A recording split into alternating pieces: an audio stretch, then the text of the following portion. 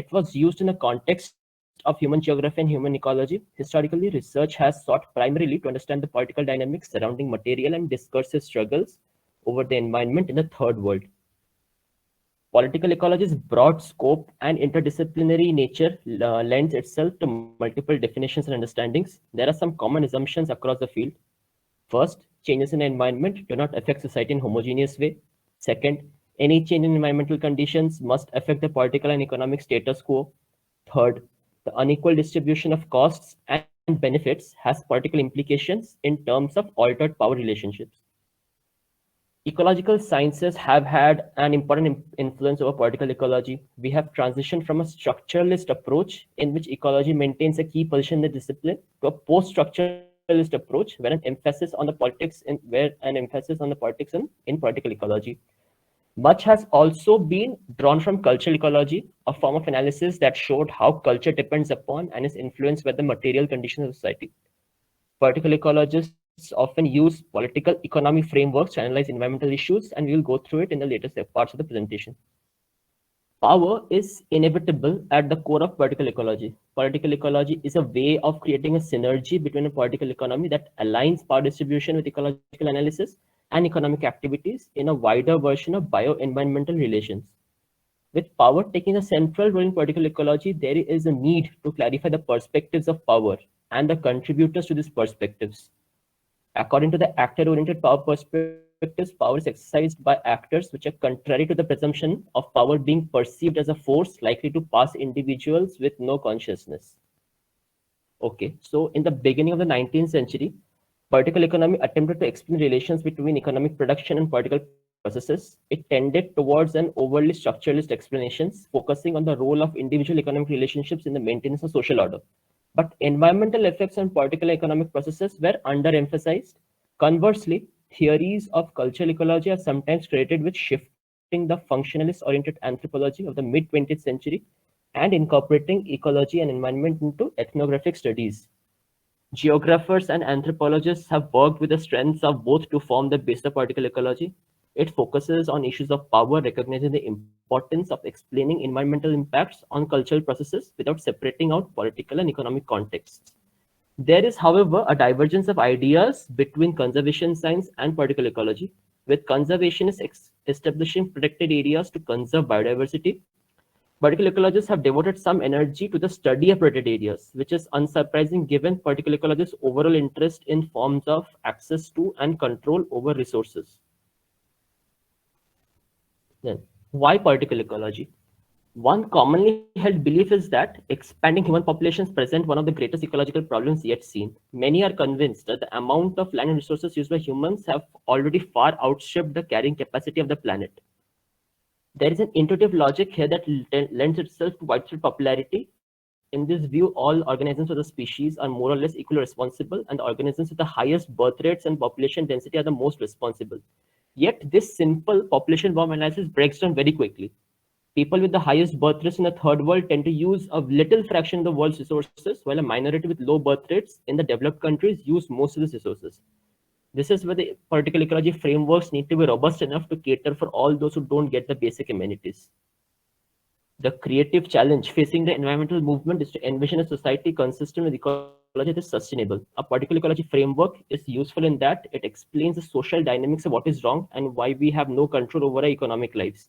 It explains why in a competitive market economy, the minority of people with economic power must pollute in order to survive. A desirable alternative, of course, a society controlled from the bottom up without a profit-oriented economy that necessitates exploitation of nature and people. Another popular concept in ecology movement is the idea of biocentrism. A common thread which unites biocentrism is the notion that we should center our political, economic, and cultural ideas on the natural dynamics and limits of the ecosystem. This position is shared especially by proponents of deep ecology. A political strategy will mean that the environmental movement must seek to make allies. In the past, organized labor and environmentalists have traditionally been pitted against one another despite the fact that they are both in similar situations. In some instances, this has changed and a powerful anti-corporate popular alliance has been created. It has occurred in various battles around toxic issues and resource conservation. recently has begun to pick up momentum against free trade. Workers suffer from the consequence of pollution at both the workplace and community, and from the power of corporates to dictate their fate. Occupational and community health are really two sides of the same coin. So now we will look on to locate the politics in political ecology. The recent debates in the political ecology as well as critics of the approach as a whole have But motivated. Shulka, time is up. Okay, How more minutes do you need? How many more minutes do you need? I'm 2 to 4 minutes. 2 to 4. Yes. But try to complete it in the next 2 minutes. Okay, ma'am. As environmental issues become increasingly prominent in local studies, national debates, and international policy and programs, scholars are paying more attention to conventional politics as well as to more broadly defined relations of power and difference in the interactions between human groups in the biophysical environment. A variety of political ecology approaches is developed around a shared set of concepts. The first is the refined concept of marginality. Second is the idea that pressure of production of resources transmitted through social relations. And the third is recognition of a plurality of positions, perceptions, interests, and rationalities. Political ecology's originality and ambition lay in the efforts to link social and physical sciences through an explicitly theoretical approach to ecological crisis that was capable of accommodating general principles and detailed local studies of problems as diverse as water pollution, soil erosion, deforestation, etc. So basically, what we have is that building on the previous efforts to link culture and environment in anthropology and geography, political ecology arose in response to a combination of forces, including changing applications of evolutionary thinking, the new science of ecosystems and cybernetics, the growing visibility of third world peasantries like in China and Vietnam, and the consequences of the Cold War and the atomic bomb. So these are the three intellectual genealogies which we have, which are basically ecological anthropology, ecosystem cybernetics, and natural hazard disaster research. So what are the challenges that we currently face in political ecology is that there are three basic challenges which confront political ecology today. The first is to define politics and environment in ways that facilitate a more thorough examination of relationships between them. The second is to identify methods for carrying out and analyzing research that encompasses relations between politics and environment. And finally, it is to develop ways to apply the methods and finding and addressing social environmental concerns. So now I pass on the presentation to my teammate Sugandh. Hello, I'll be continuing about the social and political aspects of political ecology. What these social and political aspects mean is things that are not covered in ecology in general, and these are things that are important because they tell us the interaction of different institutions with environment, how that affects them. There are majorly five. There are usually five social political aspects that we need to take into account in political ecology.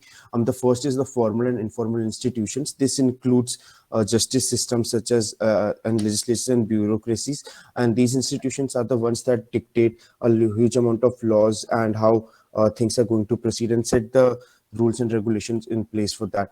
Another social political aspect is resource asymmetry, which talks about like income inequality and limited access to opportunities and how certain groups are impacted more by environmental degradation compared to other groups, and how this asymmetry exists and what the impact of this. Another aspect over here is power structures and imbalances, is where we look into aspect of different communities and which communities are marginalized and are and how the segregation of duties happen, where certain communities are forced to live a life that's based on environmental based occupations, and how the environmental degradation impacts them. Another aspect is about culture and the history, as in like how closely the culture and history are related to environment, what's the impact of that, and based on this we can see is like how the environment gets impacted in different ways. The final key aspect is about government instruments, as in like government can regulate and like law enforcement, and how the government uses its economy in a way to interact with environment, as in like government, this we can see in the form of government giving out more and more contracts to companies to cut down trees and similar ways as such. So, next slide. Now we'll be talking about the frameworks in political ecology, as in like how do you go on solving a problem using political ideology, there are basically three steps. The first is about the theoretical commitment, which you have to actually see what the problem is, and you have to try to like understand what the back end of the problem is. This involves using the previous social political aspects and now bringing them in the problem and seeing that how these aspects are causing the problem and how these aspects are being impacted by the problem. And once we have that proper theoretical backing, we can move on forward to the second commitment, that is methodological commitment, which where we implement that where we implement the previously gained theoretical knowledge to achieve what the environmental results, as in like we see like what possible actions we could take and what is their possible reaction, and then we make a step-by-step plan and achieve those reactions to get the environmental result we want.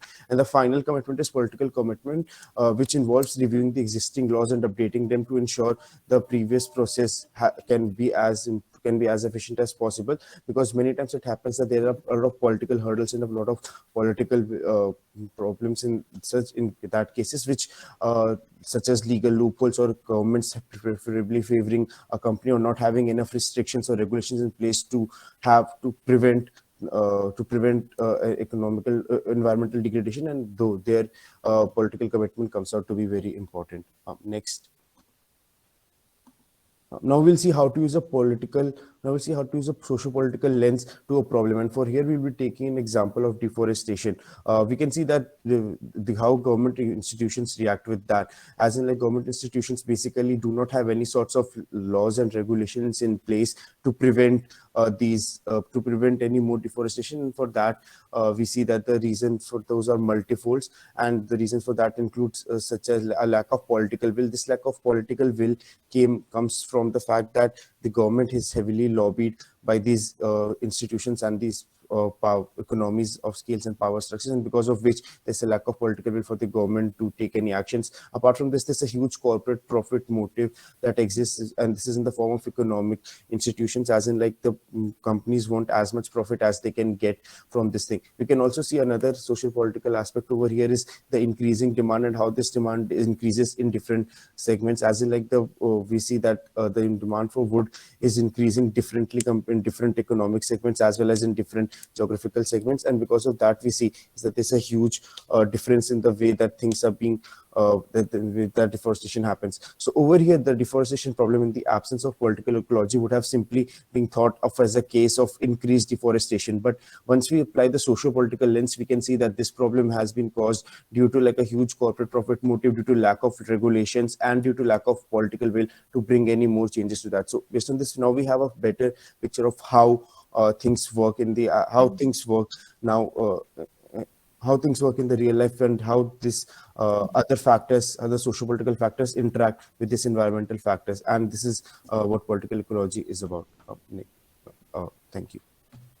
Okay, Thank you, ma'am. Thank you very much. Thank you, both Shoikat and Sugan. Thank you. Your presentation, I really enjoyed the slides. They're very, very neat. So thank you very much. Questions will be taken in the question and answer round. So thanks, both of you. As we don't have much time, can I request Kaushik and Vaishnavi to present the topic in the next 10 minutes? Yes, ma'am. Can I start sharing? Sure. Okay. Is it visible, ma'am? Yes. Okay. Good morning, everyone. I am Pokula Vaishnavi, and I am in Group 1, paired with Kaushik Malga for this presentation. We are now going to present on the topic, the dawn of political ecology, and explain the global context of it. So the main objectives of this presentation would be to make you all know and understand it along with our opinion. So what is it, and when and how did it dawn? The previous group has already described the what is it part, but here's the brief idea. Political ecology is dedicated to understanding society's relations with the non-human world. It is pertinent to public affairs and government, related to the relation among living organisms and environment. And it has an eye on economics too, which comes kind of under purview of public affairs and government. So in our opinion, it is a subject about us, meaning us people connected with physical surroundings. It is about social justice, critiquing and suggesting possible solutions for better justice and equality and environmental protection. So when did it dawn? It has started to emerge as a domain in 1960s and 70s. It was believed to be coined by Frank Thorne in 1935, but it didn't have a systematic structure or clear idea back then. And then it had some mentions in articles and explanations later in 57 and 72 by Eric R. Wolf, an anthropologist and also a French economist and philosophist, Bertrand de Jouvenel. And so the main origins date back to 70s and 80s primarily. It was dawned primarily due to the efforts of anthropologists and geographers, mainly due to the neglect of environment factor by political economists and neglect of political economy by human ecologists. So, okay. It has started in the 70s era mainly because people started to get countries were getting free from Western colonization rule globally, and developments in geography and cultural ecology were happening back then. It became crucial when people came to know that human intervention is also a major factor apart from the environmental factors.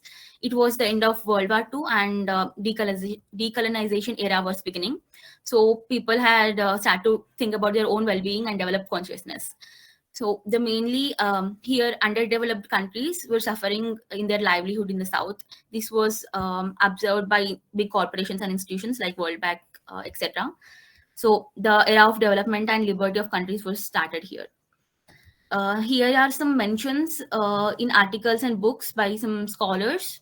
So books like Silent Spring by Rachel Carson in 1961, and Limits to Growth book by a group of researchers, and David Harvey, Neil Smith, Michael Watts, etc. So there is also a book, Madness and Civilization, which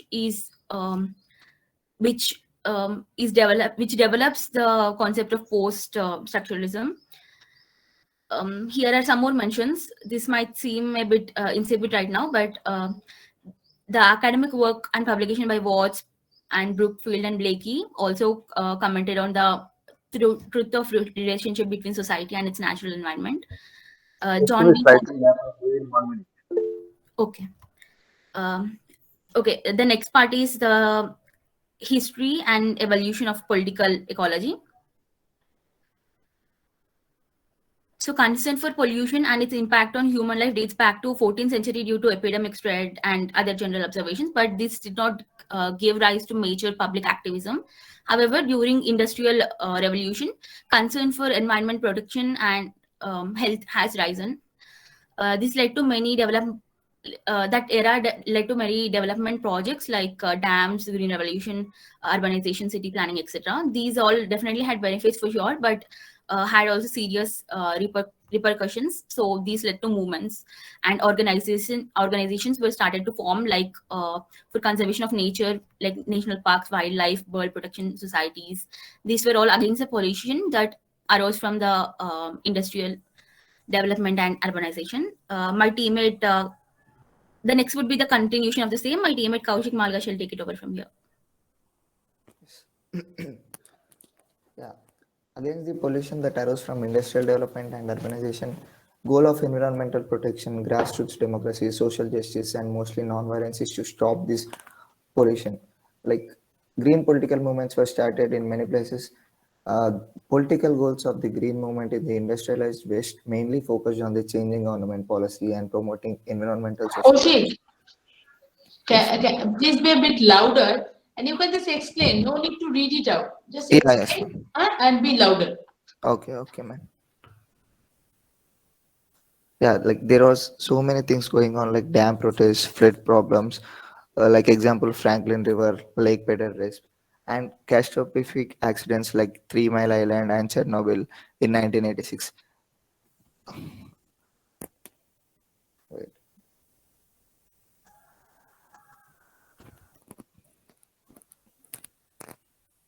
Yeah.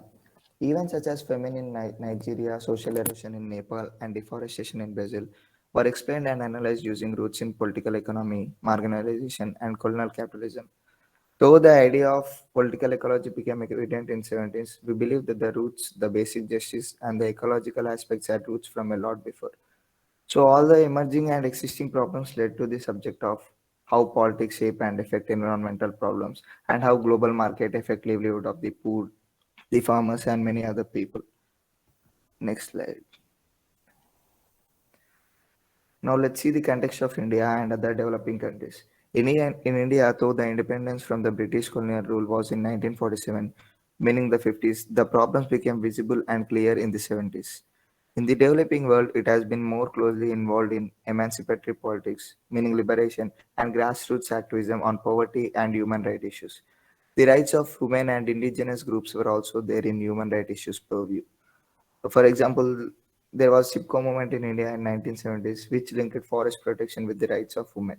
And there was Assembly of the Poor in Thailand, which was a coalition of movements in which the poor were fighting for the right to participate in environmental and developmental policies. Next.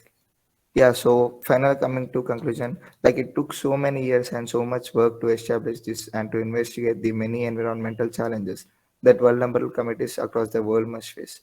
At present, the world finds itself confronted with cumulative social and ecological challenges of a degree that many of us have never seen before.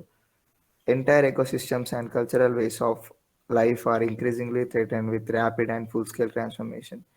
The many potential complications associated with these issues highlight importance of holistic and interdisciplinary perspective that anthropologists and political ecologists have long tried to bring.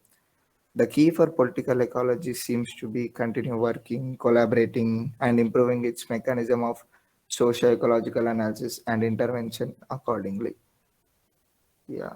So yeah, we have gathered information from Wikipedia and few other sites from the internet, and also from the Handbook of Political Ecology and from the class. Yeah, and that's it. Thank you. Thank you very much. Thank you, Kaushik and Vaishnavi. So we would request, yes. So again, we'll take up question answer at the end. Would request Roshan and Arpit, are you there? Ma'am, Arpit is not present here. Arpit is not present. So what is the plan, Roshan? Will you be speaking for 10 minutes or? Yes, ma'am. 10 minutes. Okay. Yes, ma'am. Amit and Shorodip, please mark Arpit absent, and yeah, please remind Yes, me ma'am. later that we need to send an email to him. Okay, ma'am. Okay, sure. All right, Roshan. So you present for 10 minutes. Yes, And ma'am. Amit or Shorodip, can you please conduct the session? Because I'm here, but it would be good if both of you can conduct it. Because after Roshan's presentation, there will be only one presentation left by Dhruv and Abhishek. Okay, ma'am. Sure, sure. Chalo, Roshan, start. Yeah. So good morning. Today I'll be presenting on the topic political ecology, the roots, Marxian influences. So how basically political ecology emerged under the ideologies of Karl Marx. Who was Marx? Karl Marx was a German philosopher, author, economist, journalist. He was one of the most influential thinkers who was well known for his work as a radical political theorist. He was born during the period of Industrial Revolution in Europe. As you can see here, he was born in 1818, and the period 1760 to 1840, it was the period of Industrial Revolution in Europe, during which period many big factories came up and too much manufacturing works were being undertaken at large scales. So Marx had seen the hardships of the working class people and also the degradation of nature under capitalism. Marx was best known for authoring the books, the Communist Manifesto and Das Kapital. Now, this statement sounds very simple. However, his life as an author was not so simple. Due to his political articles which he had published, he was forced stateless and he had to live in exile, but he continued to develop his ideologies and publish his works.